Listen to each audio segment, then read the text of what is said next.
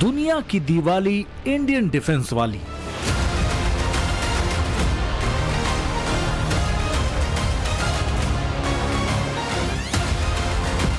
Philippines को ब्रह्मोस मिला, चीन अंदर से हिला। फिलीपींस के साथ ब्रह्मोस मिसाइल का रक्षा सौदा डिफेंस एक्सपोर्ट के क्षेत्र में भारत की पहचान मजबूत कर रहा है।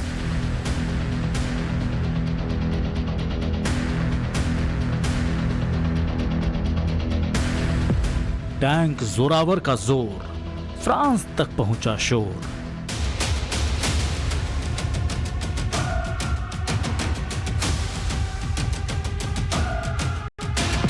अमेरिका हो या ईरान, मेक इन इंडिया का गुणगान। एक जमाना था कील तक बाहर से आती थी। माननीय रक्षा मंत्री का कल का बयान है, हम डिफेंस में एक्सपोर्ट कर रहे हैं। हमारे आने में हो रही है, हवाई जहाज हो रही है, विक्रांत देश में बनी, फ्रीगेट्स देश में बने, तेजस देश में बना।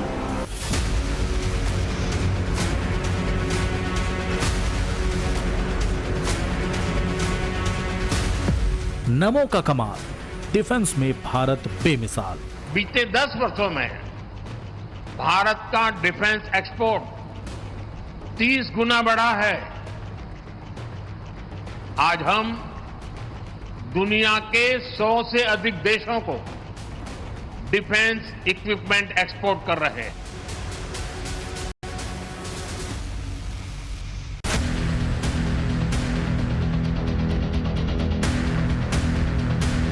पिछले 10 सालों में पूरी तरह बदल चुका है भारत के डिफेंस सेक्टर का चेहरा। दुनिया में बदल चुकी है हमारी पहचान। पीएम मोदी के महत्वाकांक्षी प्रोजेक्ट का डंका 7 समंदर पार तक बज रहा है। भारत, जो कभी मारक हथियारों और सैन्य टेक्नोलॉजी के लिए अमेरिका और रूस जैसे देशों पर पूरी तरह निर्भर था, आज वही देश अपने डिफेंस बजट का अहम हिस्सा भारतीय हथियारों और सैन्य साजो सामान की खरीद पर खर्च कर रहा है। उनकी लिस्ट में भारत में बने बुलेट प्रूफ जैकेट से सुपरसोनिक मिसाइल ब्रह्मोस तक शामिल हैं। भारत से खरीदे गए हथियार और सैन्य उपकरण जल, थल, नभ में उनकी सरहदों और उनके हितों की रक्षा करेंगे। उन्हें यह पक्का भरोसा है। इंडियन डिफेंस सेक्टर के कायाकल्प की यह स्टोरी किसी चमत्कार से कम नहीं। 25 सितंबर 2014 यही वो तारीख है जब पीएम मोदी ने मेक इन इंडिया का ऐलान किया था और कहा था वो दिन आने वाला है जब मेक इन इंडिया दुनिया में तहलका मचाएगा। और अब खाली हम बेसिक हथियारों को छोड़कर देखिए हम ब्रह्मोस एक्सपोर्ट कर रहे हैं, पिनाका रॉकेट एक्सपोर्ट कर रहे हैं, आर्टिलरी पीसेस एक्सपोर्ट कर रहे हैं और दुनिया के हर कोने में तकरीबन एक्सपोर्ट कर रहे हैं, चाहे लैटिन अमेरिका कंट्री हो, मिडिल ईस्ट हो या फिलीपींस हो, साउथ एशियन कंट्रीज हो, अर्मीनिया हो। और साथ साथ मैं तो बहुत हैरान हुआ था जब मैं देखा यूएस भी हमसे पूरे इक्विपमेंट नहीं ले रहा, लेकिन इक्विपमेंट के कुछ पार्ट्स भारत से खरीद रहा है। विपक्ष तब इसकी खिल्ली उड़ाने में जुटा था। मौजूदा नेता विपक्ष राहुल गांधी ने तब संसद में मेक इन इंडिया पर चुटकी ली थी, लेकिन 10 साल बाद उनकी जुबान पर ताला है, क्योंकि मोदी का मेक इन इंडिया अभियान अब हर दिन कामयाबी की नई इबारत लिख रहा है और इसमें सबसे ज्यादा चमक बिखेर रहा है भारत का डिफेंस सेक्टर। ये तस्वीर वडोदरा की। पीएम मोदी के साथ स्पेन के राष्ट्रपति पेड्रो सांचेज इसी हफ्ते गुजरात के इस छोटे से शहर में थे। उन्होंने यहां दुनिया के most advance defence cargo plane C-295 के मैन्युफैक्चरिंग को हरी झंडी दिखाई। रक्षा उत्पादन में आत्मनिर्भर भारत का यह बड़ा कदम था।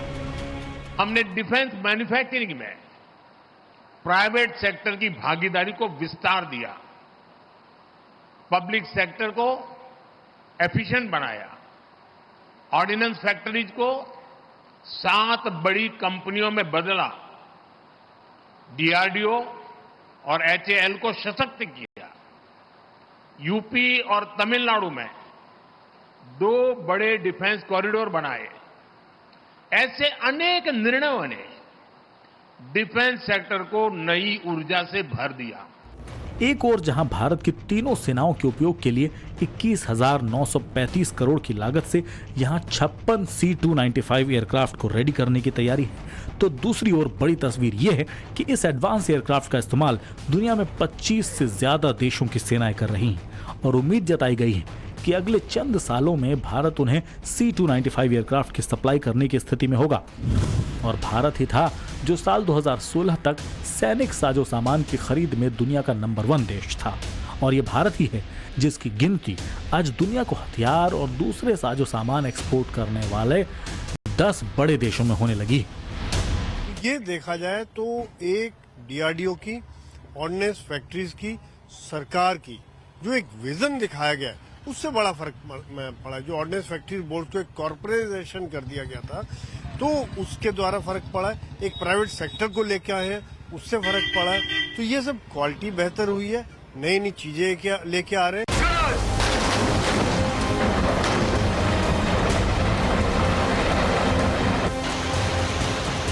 भारत में बना बम, गोला बारूद कैसे दुनिया भर के देशों की पसंद बनता जा रहा है, इसकी गवाही महाराष्ट्र के नागपुर से आई है, जिसकी पहचान बॉम्ब ग्रेनेड के निर्माण के कारण दुनिया में भारत के विस्फोटक राजधानी के तौर पर है।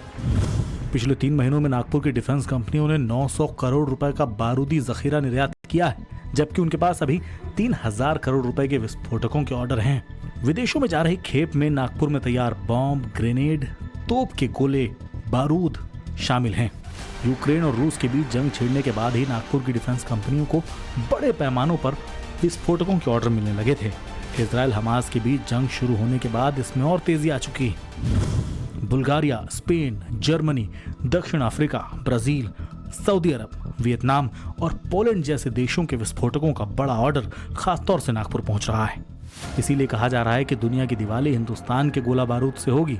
करगिल युद्ध के दौरान पाकिस्तान को भारतीय तोपों के जिन गोलों ने थर्राया था वो नागपुर में ही बने थे, और आज दुनिया भर के देश होवित्जर से लेकर जिन एडवांस आर्टिलरी का इस्तेमाल कर रहे हैं, नागपुर की डिफेंस कंपनियां सभी के लिए गोला बारूद बनाती हैं।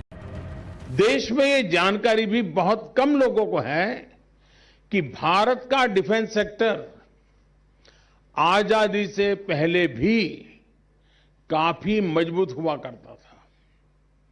आजादी के समय देश में 18 ऑर्डिनेंस फैक्ट्रीज थी, जहां आर्टिलरी गन समेत कई तरह के सैनिक साजो सामान हमारे देश में बना करते थे। दूसरे विश्व युद्ध में रक्षा उपकरणों के हम एक अहम सप्लायर थे।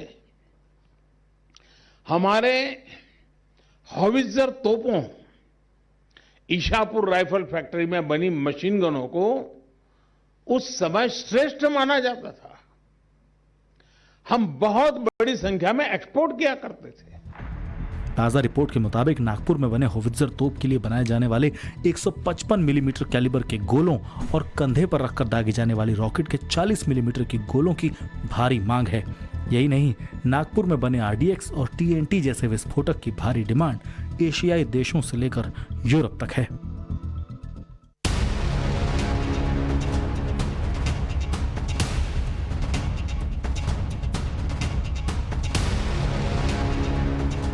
नागपुर की स्टोरी तो बानगी भर है। वर्ल्ड डिफेंस मार्केट में हिंदुस्तान के बढ़ते दबदबे से जुड़ी ताजा सरकारी रिपोर्ट भी जान लीजिए। इसके मुताबिक दुनिया के करीब 100 देश भारत से हथियार और सैन्य साजो सामान खरीदते हैं। भारत के पास इससे जुड़ा मौजूदा ऑर्डर 21,000 करोड़ रुपए से ज्यादा का है, जबकि भारत का डिफेंस प्रोडक्शन पिछले साल ही 1 लाख करोड़ रुपए के पार पहुंच चुका है। ये चमत्कार कैसे हुआ, किसने इसका ब्लूप्रिंट तैयार करा, तो जवाब में एक ही नाम सामने आता है, प्रधानमंत्री नरेंद्र मोदी।